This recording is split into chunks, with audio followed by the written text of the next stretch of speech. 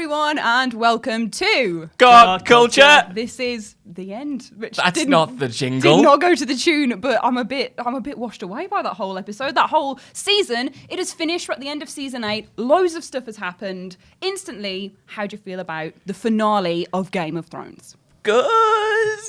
Just good. Listen, Really good. I have some reservations that I'm sure we'll get into, but as a whole, good and very good in parts. Yes. That's my official review.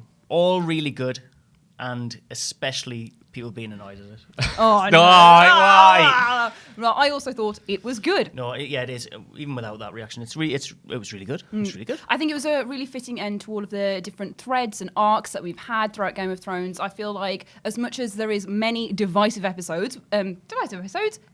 moments and episodes, we will get into that more as this podcast goes on. I think that it actually worked really well, and they did lots of brave things that suited all of the characters and their work that has been seeded so far. This is it, though. I think if you didn't like the other episodes and you didn't like where those characters were going, then you won't be mind won't be changing this, because there's double downs on those arcs and the progression of that narrative in like just a really great way if you were on board with it. But if you weren't on board, it does nothing to change your mind. I don't think It just makes it worse. Yeah, exactly. Infinitely worse. Definitely. But yeah, just to start hitting on the big beats of this episode and what we're going to look at in this mini review, where you can see the full one later on Got Culture, we're going to start with Dany's dead.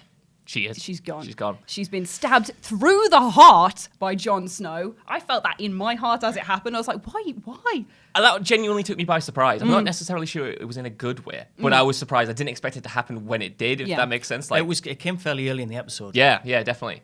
I thought like the way Emilia Clarke has been so good in this season. I was never really convinced about her like previously, but her work since becoming like this Mad Queen has been so emotional and so tragic and so great. I thought that was a good send off for her. I thought her and Kit Harington brought everything they needed to in that scene to make it emotional. And then once Drogon sweeps down and he starts nudging Daenerys' dead body, I was kind of gone, to be honest. Full on Mufasa moment. That Exactly, yeah. I cried. Real tears came out my eyes at that. And it was more at Drogon than anything else. Like, I feel that it was where their arcs had to go, how it had to end. But when it happened, I was like, ugh. And then as soon as Drogon flew in, I was like, no, it all makes sense. And then him carrying her off in his little claw, it was very sweet. The best thing about it for me was that Tyrion basically did a whole speech where he explained why they did the thing that they did in the last episode. For like, not just for Jon, but for like the entire audience of people who were upset by that. He was like, well, actually, this is why we did that. Which I thought was great, and it totally added to her arc, and it totally tied it up satisfyingly, which is the thing that this episode had to do. It had to be satisfying for everybody. And it did come a little bit early. But then there was like, with adverts, like at least half an hour after that for them to wrap up everything else. And I would have hated it for any of those nice bits to be compromised by the fact that they had to give Dany more time. Maybe it should have just been a 2-hour episode.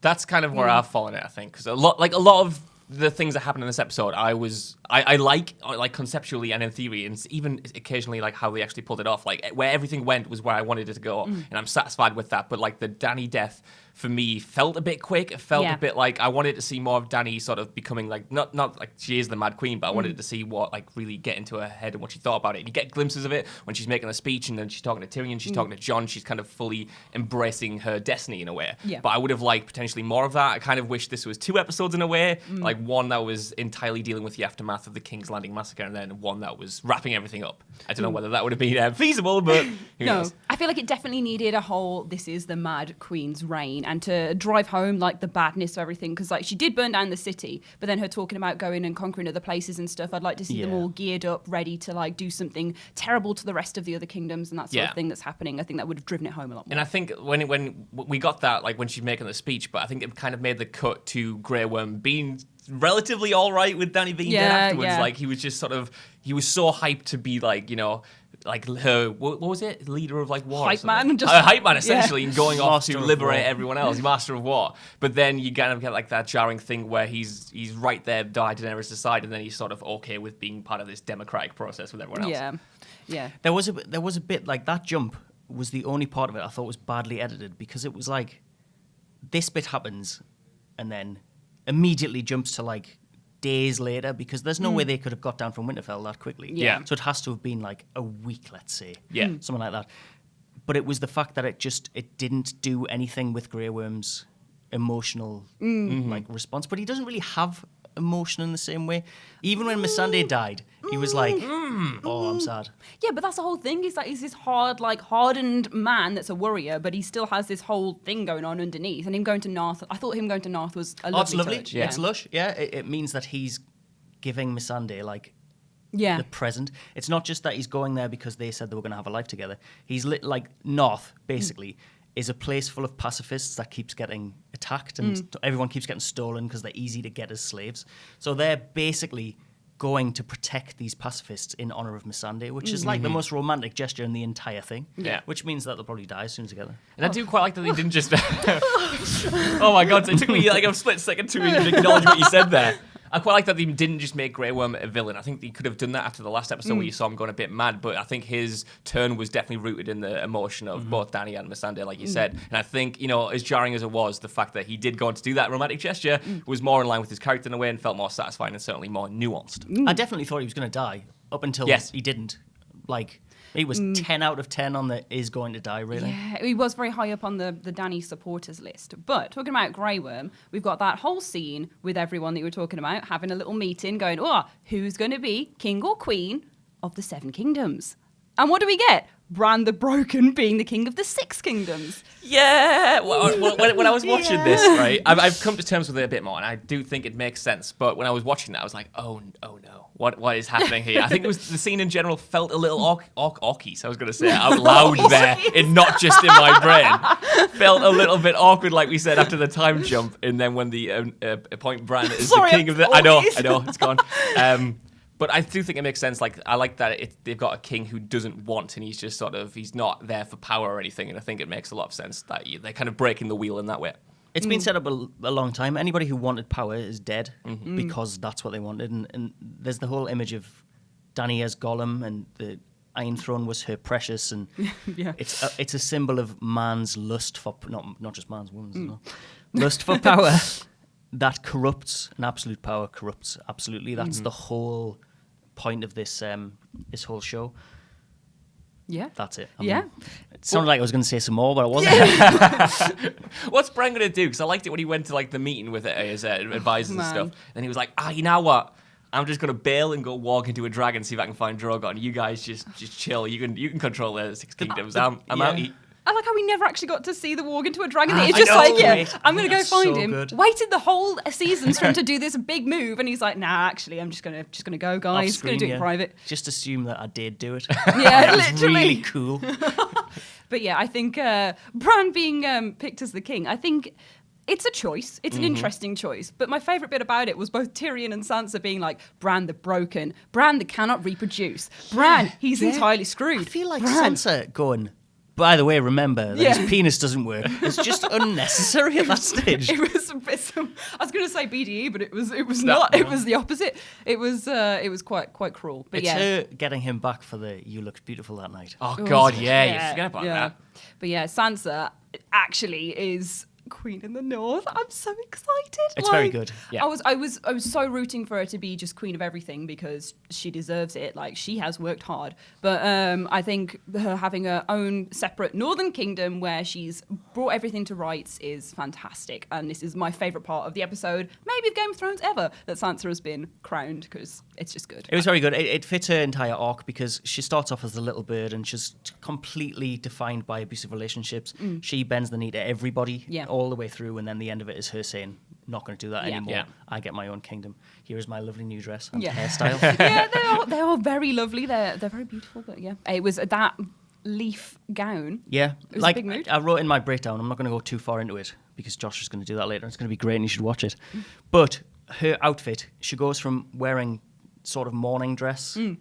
She's wearing black. She has literal chains on her, so she's shackled. Basically, she has her hair pinned up, and it's this very stoic appearance, and then she goes to wearing this lighter dress, big flowy sleeves, good sleeves, with like the Godswood tree on it. So it's more of a personal statement. That's her being free compared to what she used to wear. Because I'm very good at fashion, you see, as I'm sure you can tell. We stan a fashion queen. But yeah, talking about the Starks as well, we've got our next Stark on the list, which I've written down as Arya the Explorer. Oh, Speaking good. of daggers to the heart, that was a dagger to my heart, Ash. She laughed at that for about 25 minutes just before. I saw it on Twitter and it really made me laugh. But yeah, I don't take credit for it. It's just very funny. Oh, that spoils it. Very, very funny. But yeah, Arya's going west of Westeros, where nobody else has been before. She's on a boat. She's got needles. She is ready to do some Exploring. Yeah. Exploring. Yeah, exactly. It's great. I mean, I would watch that program. Yeah. I like it. I like the end to all of the Starks arcs. I think Starks arcs. I think they were all really satisfying. I love these goodbye from like Jon and everyone, and like that was the bit that made me the most emotional. I didn't really expect it to be, even like more so than any of the deaths. I thought that goodbye, like them all kind of embracing their new destinies or whatever, they're all a bit bittersweet. But I thought Arya's in particular was really satisfying because I didn't really know where they were going to go with her. I knew she would. I mean, she was definitely not settling down with Gendry and being a sort of royalty and like the little queen. lady. Yeah, the little lady. But I like this idea of she's off into this unknown and like this adventure. Like you said, I'd watch the crap out of that spin-off show. I would, and also I'd watch Jon in the north of the wall. With Tormund. With Tormund. I literally fist pumped the air when he appeared. I definitely didn't think he was going to appear at all. I didn't think they were going to do the ghost thing either. Yeah. And Oh my then God, both they of hooked them, Ghost. it was just Finally. At just last, amazing. that dog finally got the love that it deserves. And Tormund's little smiling face, a good ending. It was lush. I made a joke last week, right? Go on. That I wanted the ending to be Jon going north and a door opening and Tormund being there. And they literally did the thing in the episode, and I couldn't believe it. Were you looking at the leaks, Simon? No, it was before. No, it was no. before that, honestly, and none of the leaks mentioned Tormund. Oh, okay. Oh, because that I've was a read them. lovely little treat for you then, wasn't it? So what do you think about like Jon's sort of like resolution? Because for me, I like it. I like that he didn't end up sitting on the throne or becoming like.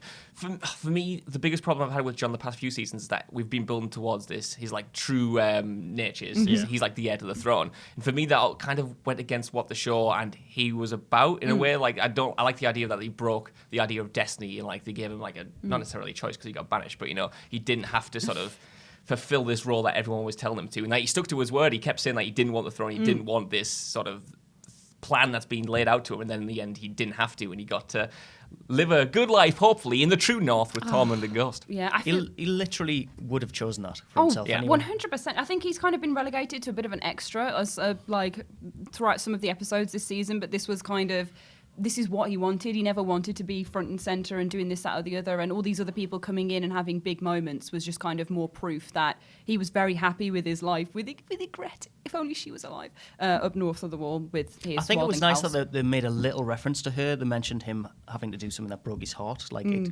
called back to that, which I thought was really nice. Yeah, but yeah, that was very, very lovely. Also, a lovely moment. Segue is Brienne writing Jaime's like autobiography, where I just thought she shouldn't have done it. I just thought she was going to open the book and draw a big dick, to be honest. But like that, she actually put all these things down. I wanted to see her name in that book as a thing. Yes, like, I wanted Yeah, that. but Yeah. I mean, she's not dead. I know. That's why you didn't wanted want like, her in it. Her title ready there, like Sir. Just seeing the Sir, I think would have been nice. Sir but- Podrick as well. Yes! Oh Great, my God, Pod. amazing. See, this is the thing. This episode has brought so much joy to my face. Yeah, Like yeah. I was smiling by the end of it so much. I'd had all these tears about Drogon earlier and Dany, but mostly about Drogon. But just by the end of the episode, I was like, you know what? This is lovely. This is what they've all worked so hard for. Like they deserve this. But yeah, I think the people calling badness to it maybe have been sidetracked by the more. There is problems with the other parts of the season, but I think this one is where it ties all together really I nicely. still think 3 of the episodes are absolutely phenomenal. Yeah. And like it just has some dips. Yeah. I tend to think that it is because it hasn't gone the way people wanted it to go, and I just think eat it. Right, just to kind of move into our. I nearly said something much worse Really, than yeah, that. I could feel the reservation. Thank you for keeping it to an eat it, Simon. Yes. But to go to our overall views and stuff, what do we think of A Song of Ice and Fire? It is as good as I can expect it to be, Yeah. if that makes sense. Like Yeah. I've not been on board with every decision they've made. I've not been on board with how they've done it, but I think I was in for the ride for this season. And I think they had an impossible job ahead of them. And that's not me just making excuses for them. Yeah. It might sound like that. I think they really did like the best with what they like had, and they resolved it in a way that was both surprising and yet still satisfying, like this ending showed. I think the production value and like the way everything's been shot and the music has been so good this season. I think the amount of like craft that's gone into it has been really impressive and it shouldn't be overlooked. Like every image between this episode and the last episode in particular like looks like a painting and looks so Yeah. good. And I think everyone's phenomenal. brought their A games, and I think it could have been 2 seasons for me personally. I think I would have like the fallout of a lot of the deaths to have been explored a bit more. But ultimately, I really enjoyed where the narrative went, and I enjoyed everything that happened in regards to that. Simon? I mean, I agree. I'm not going to say loads of things. It was really good. It was really, really satisfying. It was really well made. I don't understand why everybody is not happy with it. My favourite part of the whole thing is that they had the balls to slap the book on the table and go, A Song of Ice and Fire. Right, that was bad. Okay, I'll take it all back. That almost undid everything, right? That was not good. Sam, change the name again. Don't make it so meta. I was like, yeah, they've done it, they have. And Sam's the one that slapped it down and gone, oh, look at this.